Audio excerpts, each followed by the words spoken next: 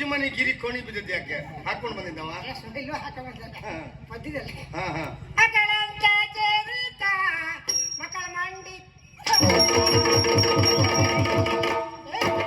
ಪರು ಏನಾಯ್ತು ಏನಾಯ್ತು ಎಂತ ಈಗ ಅಲ್ಲ ಕಳಂಕ ಚರಿತ ಮಕ್ಕಳು ಮಾಡಿ ತರಿತ ನನ್ ಮಂಡಿಗೆ ಹೊಡೆದು ಹಾಕ್ತಾರೆ ನಿನ್ ಮಂಡೆ ಸರಿಯಾಗಿ ಅಂತ ಹೊಡೆದು ಹೌದಾ ಆಗ್ಲಿ ತೊಂದ್ರೆ ಇಲ್ಲ ಬೇಸರ ಮಾಡ್ಕೊಳ್ಬೇಡ ಪೆಟ್ಟು ಬೀಳ್ತದೆ ಕೊಡದೆ ಬರಬೇಡಿ ನಾವು ಹೋದ್ಮೇಲೆ ಕೊಡದೆ ಬರ್ತೀರಾ ಕೊಡ್ಬೇಕು ನಾನೇ ಕೊಟ್ಬೇಡ ಹೌದು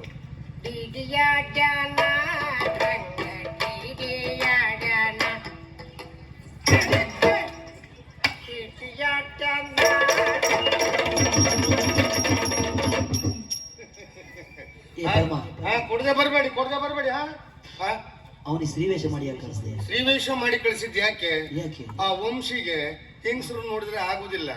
ಇವ್ರಿಗೆ ಊಟ ತಗೊಂಡು ಹೋಗ್ತಾರ, ಅಲ್ಲಿಗೆ ಡಿಡಿಕ್ಕ ಶುರು ಆಗ್ತದೆ. ಯಾರು ಹೊಡಿಬೇಕು ಅವರೇ ಹೊಡಿಬೇಕು.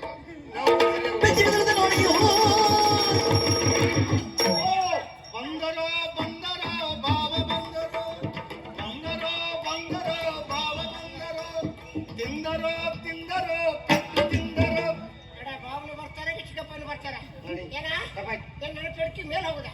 ಮೇಲೆ ಹೋಗುದಲ್ಲ ಸ್ವಲ್ಪ ಹೊತ್ತಾದ್ರೆ ನಾನು ಮೇಲೆ ಹೋಗ್ತಿದ್ದೆ.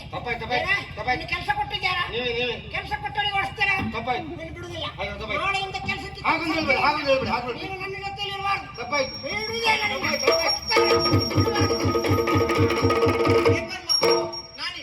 ಎಂತದಿನ ಮತ್ತೆ ಗುಸು ಪಿಸು ಅರಮನೆಯಲ್ಲಿ ಏನೇ ನಡೆದ್ರೆ ವಿಷಯ ನನಗೆ ಗೊತ್ತಾಗ್ಬೇಕು.